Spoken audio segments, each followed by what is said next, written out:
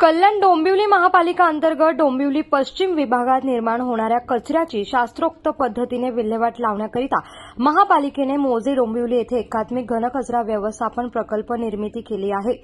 हा प्रकल्प organic recycle system संस्था माध्यमातून राबवला जात आहे।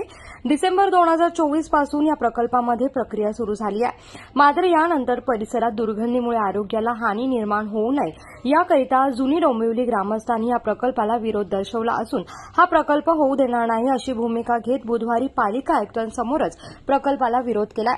दरम्यान प्रकल्पातील काही त्रुटी समोर दिसल्याने संबंधित प्रकल्प प्रमुखांना अजून काय खबरदारी घ्यायला पाहिजे याची देखील कल्पना दिली आहे।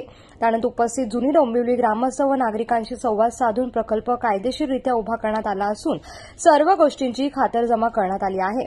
तरी याबाबतीत आपल्या काही समस्या असतील तर आपण त्या मांडू शकता। आपले विचार नक्की ऐकून घेतले जातील।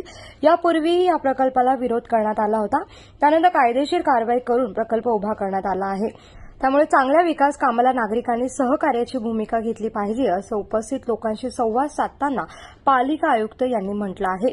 नक्कीच या प्रकल्पाला आमच्या समस्त ग्रामस्थांचा तसंच इथे राहणाऱ्या सर्व रहिवाशांचा विरोध आहे, कारण आम्हाला हे प्रकल्प कोणत्याही सूचना न देता सुरू केलेला आहे। जरी यांनी हे ट्रायल बेसिसवर केलं असलं तरी पण आम्ही इथे होऊन देणार नाही, हे ठाम निश्चय आम्ही केलेला आहे आणि हा प्रकल्प आम्ही बंद केल्याशिवाय राहणार नाही।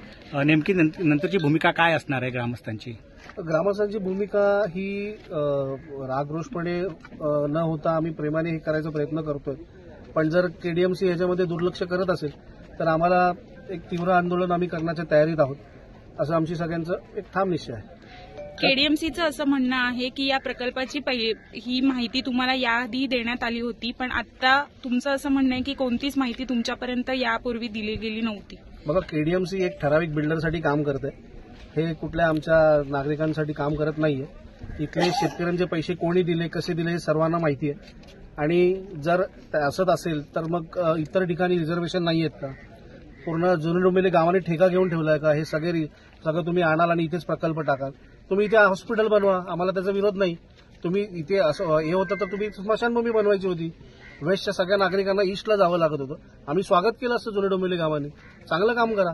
कचऱ्याच्या कामाला आमचा 100% विरोध असणार, आम्ही इथे होऊन देणार नाही।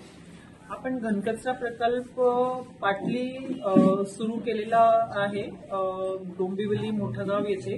ते रिझर्व्ड प्लॉट होता डीपी मधला आणि तो आपल्या ताब्यामध्ये आल्यावर आपण केंद्र शासनाचा स्वच्छ भारत मिशन अंतर्गत तो प्लांट बांधलेला आहे आणि तिकडे आज रोजी डोंबिवली मधला जो कचरा आहे तो जवळपास 25 डिग्री आपण तिकडे प्रोसेस करतोय। तिकडे काही लोकांचे काही विषय होते ते आम्ही ऐकून घेतले आणि त्यांना प्लांटच्या बाबतीमध्ये सर्व माहिती दिली। मला असा विश्वास आहे की पुढील 1 ते 2 महिन्यामध्ये त्यांच्या मनातली शंका दूर होतील आणि हा विरोध दूर होईल। कोकणासह परिसरातील ताज्या घडामोडींसाठी सागर डिजिटलला सबस्क्राईब करा आणि नोटिफिकेशनसाठी बेल आयकॉनवर प्रेस करा।